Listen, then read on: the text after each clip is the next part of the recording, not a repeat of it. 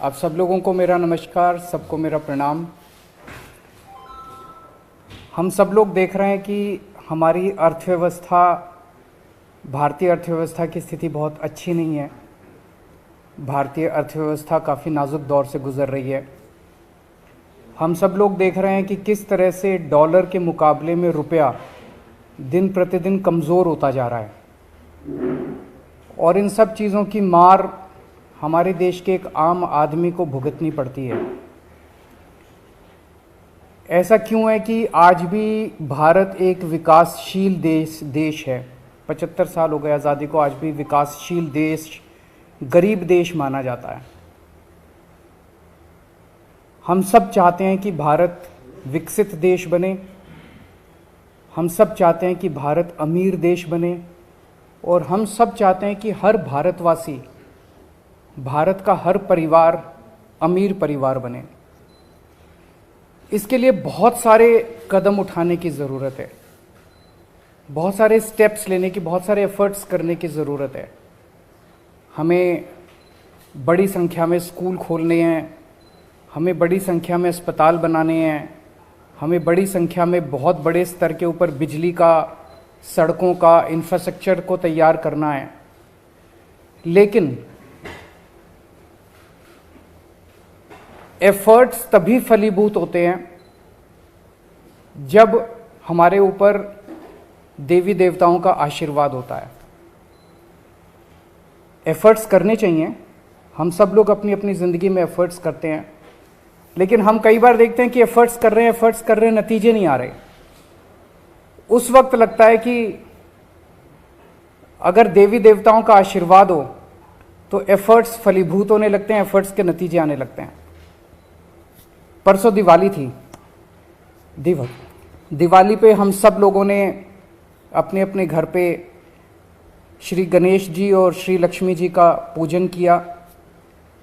हम सब लोगों ने भगवान से सुख शांति की प्रार्थना की। हम सब लोगों ने अपने अपने परिवार के लिए, देश की समृद्धि के लिए प्रार्थना की। हम ये भी देखते हैं कि जितने बिजनेस करते हैं, व्यापारी हैं, इंडस्ट्रियलिस्ट्स हैं, सब लोग अपने अपने यहाँ अपने कमरे में ज़रूर लक्ष्मी जी की और गणेश जी की मूर्ति लगा के रखते हैं और रोज़ सुबह काम शुरू करने के पहले उनकी पूजा करते हैं।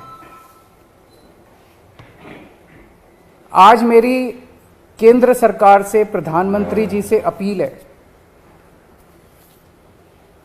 भारतीय करेंसी के ऊपर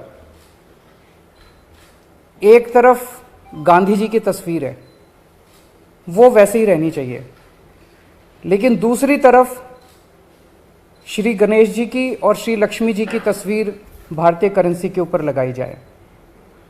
जैसा मैंने कहा कि हमें अपनी अर्थव्यवस्था को सुधारने के लिए, भारत को आगे तरक्की देने के लिए बहुत सारे एफर्ट्स की ज़रूरत है, लेकिन उसके साथ साथ देवी देवताओं के आशीर्वाद की भी ज़रूरत है। अगर भारतीय करेंसी के ऊपर एक तरफ गांधी जी की तस्वीर है, वो एज इट इज़ रहे, दूसरी तरफ अगर लक्ष्मी जी की और गणेश जी की तस्वीर होगी, तो इससे पूरे देश को उनका आशीर्वाद मिलेगा।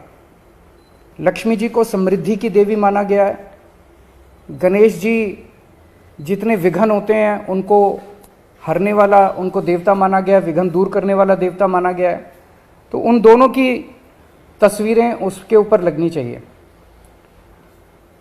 हम ये नहीं कह रहे कि सारे नोट बदले जाएं, लेकिन जितने फ्रेश नोट्स छपते हैं, अभी जो नोट्स हैं वो एज इट इज़ रहें, लेकिन जो हर महीने फ्रेश नोट्स छपते हैं, वो फ्रेश नोट्स के ऊपर ये शुरुआत की जा सकती है और धीरे धीरे करते करते सर्कुलेशन में काफ़ी मात्रा में ये वाले नए नोट आ जाएंगे। इंडोनेशिया एक मुस्लिम कंट्री है, 85% से ज़्यादा उनकी आबादी मुस्लिम है, 2% से कम हिंदू हैं वहाँ पे, लेकिन उन्होंने भी अपने नोट के ऊपर गणेश जी की तस्वीर छापी हुई है।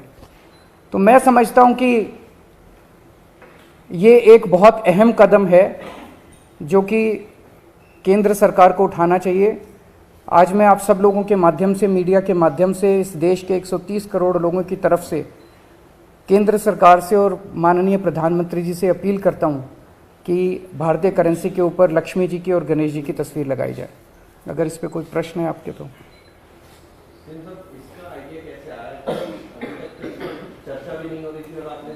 अभी परसों दिवाली का जब पूजन कर रहे थे तो उस वक्त मन के अंदर एक भाव आया, उस वक्त मन के अंदर एक ये बहुत स्ट्रांग भाव आया कि अगर भारतीय करेंसी के ऊपर अगर ऐसा हो, हम सब लोग पूजन करते हैं, सब लोग भाव से पूजन करते हैं, तो अगर भारतीय करेंसी के ऊपर भी ये हो, मैं ये नहीं कह रहा ये करने से मात्र से केवल अर्थव्यवस्था सुधरेगी, बहुत सारे एफर्ट्स करने की जरूरत है, लेकिन वो एफर्ट्स तब फलीभूत होते हैं जब देवी देवताओं का आशीर्वाद होता है।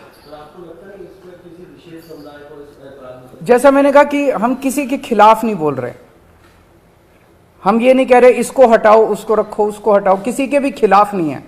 और जब इंडोनेशिया कर सकता है तो हम भी कर सकते हैं, इसमें किसी को आपत्ति होनी नहीं चाहिए। और सबकी समृद्धि की बात हो रही है, सबकी संपन्नता की बात हो रही है, पूरे देश की संपन्नता की बात।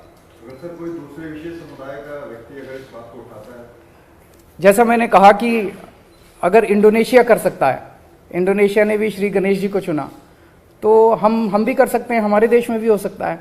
और लक्ष्मी जी के साथ, लक्ष्मी जी एक ऐसी देवी हैं जिनको समृद्धि और संपन्नता की देवी माना गया है।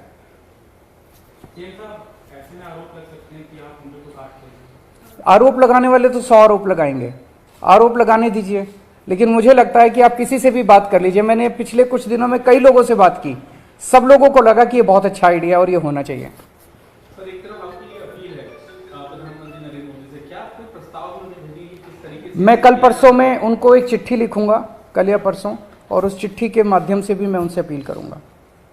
सर, दिल्ली में नगर निगम के चुनाव भी अब कभी भी घोषित हो सकते हैं, इसको लेकर पार्टी क्या तैयारी है? हम पूरी तरह से तैयार हैं और इन लोगों ने जितने भी एफर्ट्स किए चुनाव टालने के, गलत तरीके से इन्होंने डिलिमिटेशन किया, बता रहे हैं इस तरह से कर दिया कि बीजेपी का एरिया एक साथ कर दिया, दूसरे वोट एक साथ कर दिया, जो मर्जी कर लेंगे, लेकिन दिल्ली की जनता इनको नकारने वाली है। गुजरात में इलेक्शन अनाउंस होने वाले हैं, माना जा रहा है कि साथ ही में होंगे, ऐसे लग रहा है कि अटेंशन डाइवर्ट ना हो जाए आम आदमी पार्टी पे, रिस्क लग रहा है। ये लोग बहुत सारी कोशिशें करेंगे, जो भी असुरी शक्तियां होती हैं वो सच को दबाने के लिए, ईमानदारी को दबाने के लिए पूरी कोशिश करती हैं।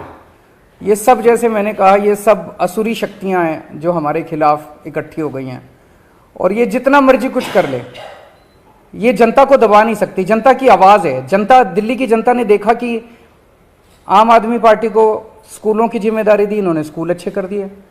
आम आदमी पार्टी को अस्पतालों की जिम्मेदारी दी, इन्होंने अस्पताल अच्छे कर दिए। तो अब दिल्ली की जनता कह रही है एक बार इनको सफाई की भी जिम्मेदारी देंगे हम। तो जनता मन बना चुकी है, ये जो मर्जी कर ले, जनता की इच्छा को नहीं दबा सकते, सच को नहीं दबा सकते, ईमानदारी को नहीं दबा सकते।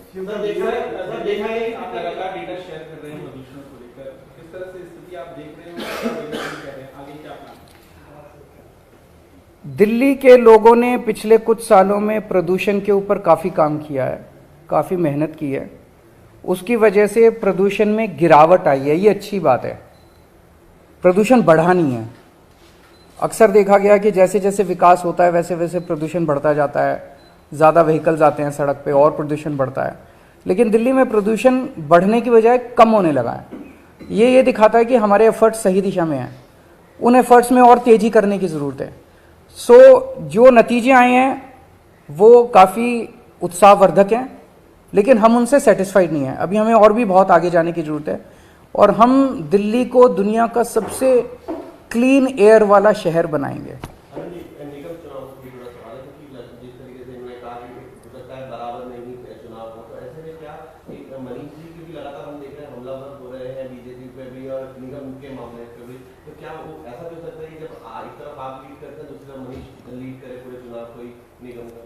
जनता चुनाव लड़ेगी, आप देखिएगा।